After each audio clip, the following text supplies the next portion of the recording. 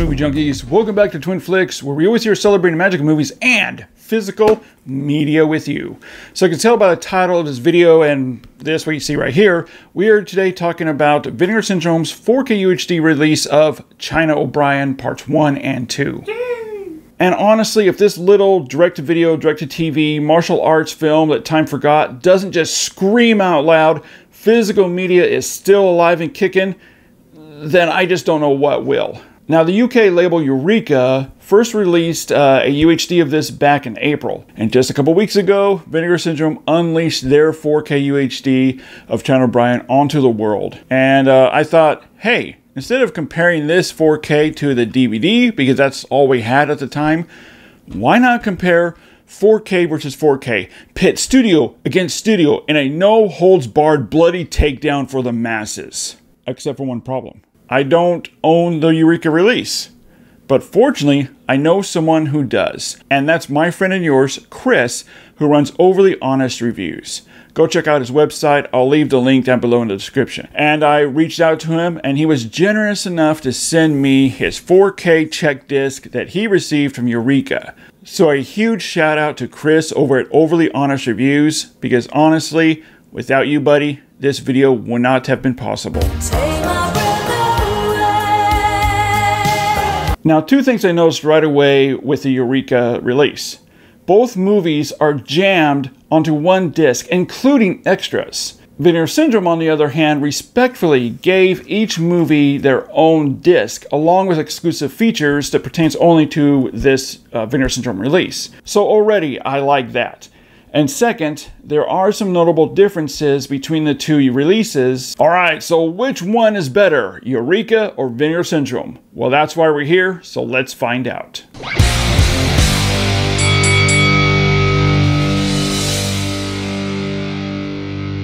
Now, both releases look excellent, but I did notice some slight color differences, and honestly, this isn't more evident than with the opening titles alone, where the Eureka 4K release carries a deep orange, while the titles on the Vinegar Syndrome release is natural yellow. And you'll see other instances throughout the film of some colors on a Vinegar Syndrome release that just look overall more natural and appropriate, especially to that era of the film's release, such as the skyline that looks natural and brighter blue on the Vinegar Syndrome release. While on the Eureka release, it looks a bit drab, and also clouds I noticed are a little blown out.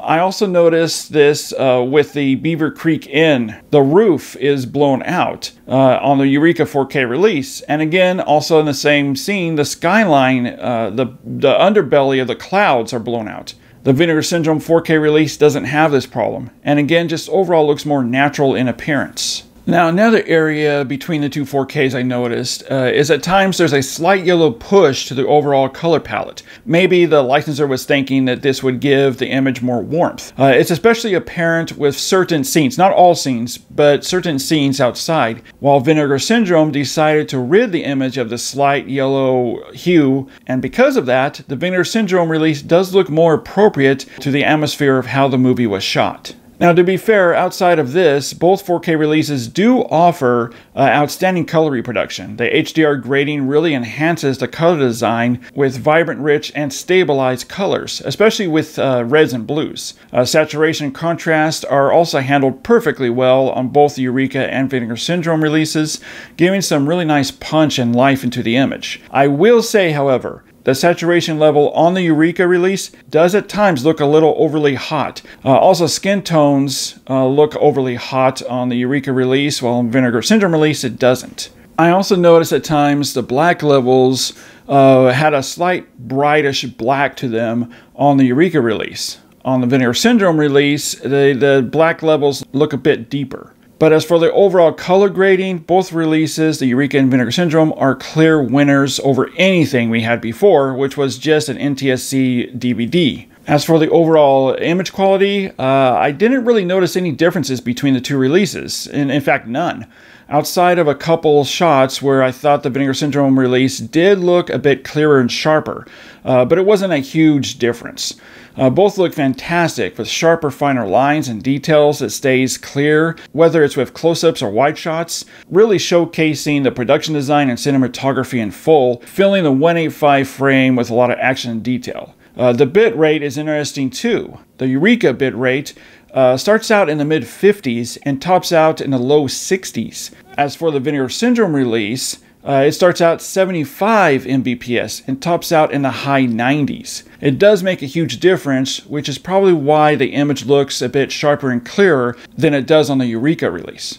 The grain level in both releases looks excellent. I found no grain management or smoothing done to it. We have on both the Eureka and Vinegar Syndrome release a really nice, tight, natural 35mm filmic appearance. Now with China O'Brien Part 2, that's where I really saw a big difference here between the two. And I'm not sure what happened, but the Eureka looks much darker than the Vinegar Syndrome release.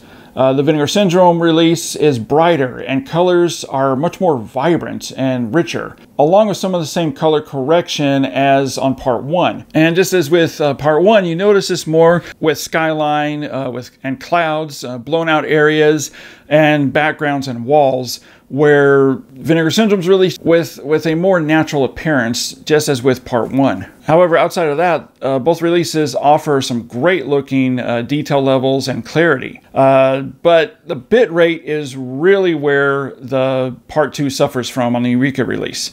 It's even lower than the first movie, starting out in the low 40s and topping out in the mid 60s Mbps. As for the Vinegar Syndrome release, it's actually higher than it was on Part 1. It starts out at 78 Mbps and tops out at 105 Mbps. This is a huge difference. Grain level on both releases looks excellent. Again, I found no grain management or smoothing done.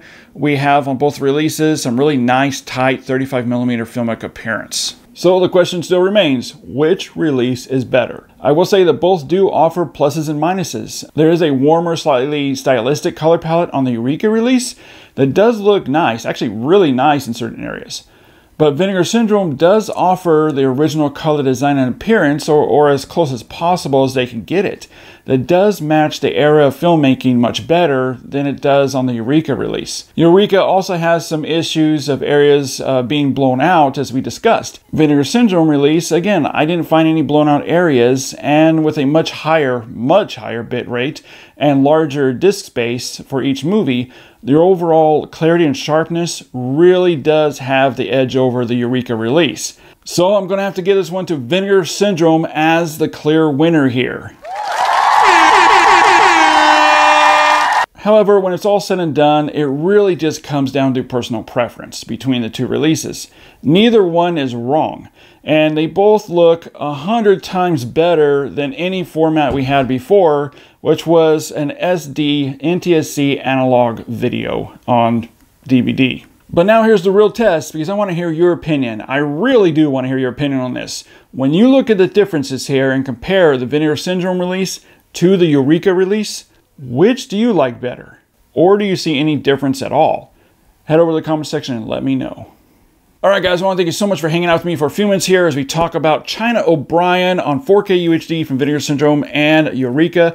I want to give a huge shout out to Chris once again for sending me his Eureka 4K check disc. And as always guys, keep physical media alive and stay tuned for another 4K versus Blu-ray comparison coming up next.